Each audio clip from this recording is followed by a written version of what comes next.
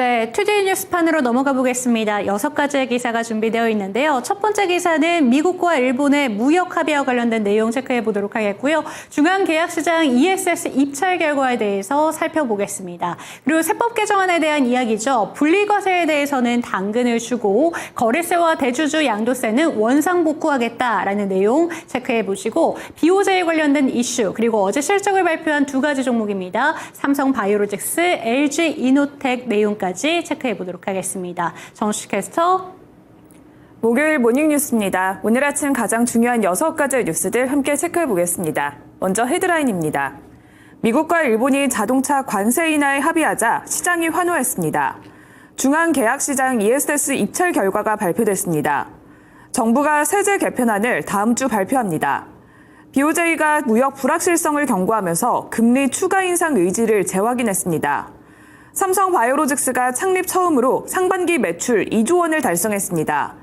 LG이노텍이 올해 2분기 부진한 성적표를 거뒀습니다. 먼저 오늘의 AI픽 뉴스입니다.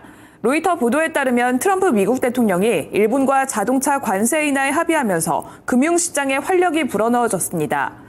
일본 자동차 관세 기존에는 25%에서 15%로 인하하자 도요타와 미츠다 등 일본의 자동차 관련주들의 주가가 급등했는데요.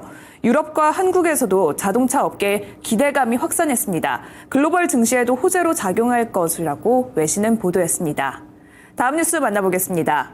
중앙계약시장 에너지 저장장치 입찰에서 총 565기가와트의 사업이 선정됐고 8개 컨소시엄이 참여했습니다. 사업지는 전국적으로 확대됐지만 대부분 호남 지역에 집중이 됐습니다. 남부발전과 한양, 탑솔라, KCH, SK이터닉스 등이 주요 사업자로 선정됐는데요. CP 단가와 배터리 가격이 크게 하락해서 경쟁이 치열했고 배터리 단가는 2억 원 이하까지 떨어졌습니다. 총 사업비는 1조 원 규모로서 침체된 ESS 시장에 활력을 불어넣을 대형 사업으로 평가되고 있습니다. 다음 뉴스 만나보겠습니다. 정부는 윤석열 정부의 감세 기조를 뒤집은 세제 개편안을 다음 주 발표합니다. 증권거래세 인상과 대주주 양도세 기준 강화 등 자본시장의 과세가 강화되고 감액 배당에도 과세가 추진됩니다. 반면 배당소득 분리과세 대상은 확대되면서 일정 요건이 충족될 시에는 세율 혜택이 주어질 예정입니다. AI와 반도체, 2차 전지 등 신산업에는 세액공제 등 세제 지원이 확대되고 다자녀 가구에는 카드공제와 월세공제 강화가 포함됩니다. 다만 부동산 시장 자극을 우려해서 종합부동산세 등 부동산 세제는 이번 개편안에서 제외됩니다. 이어서 오늘의 AI픽 두 번째 뉴스 만나보겠습니다.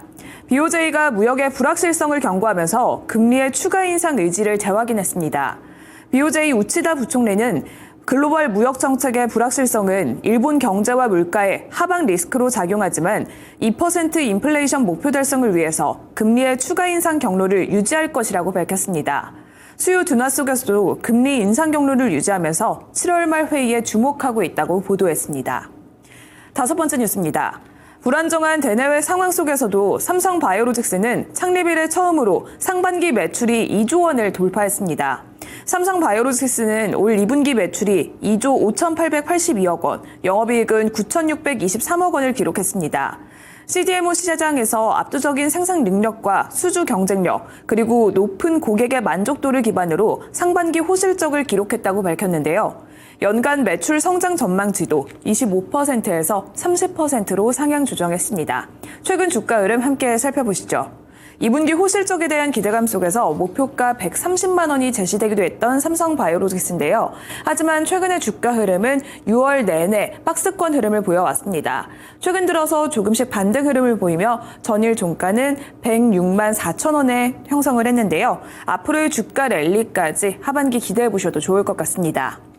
마지막 뉴스 만나보겠습니다. LG이노텍이 비우호적인 환율과 함께 대미 관세 리스크가 심화되면서 2분기 저조한 실적을 기록했습니다. 2분기 매출은 3조 9,346억 원으로 전년 대비 13.6% 줄었고 영업이익은 114억 원으로 92.5% 감소했습니다. 2분기 실적 쇼크에도 3분기부터는 최대 고객인 미국의 애플향 부품이 공급에 따라서 실적 반등이 기대되고 있는데요. 반도체와 자동차 기판, 로봇 부품 등 사업 포트폴리오 고도화에도 속도를 내고 있다고 밝혔습니다. 이상 6가지 모닝뉴스 전해드렸습니다.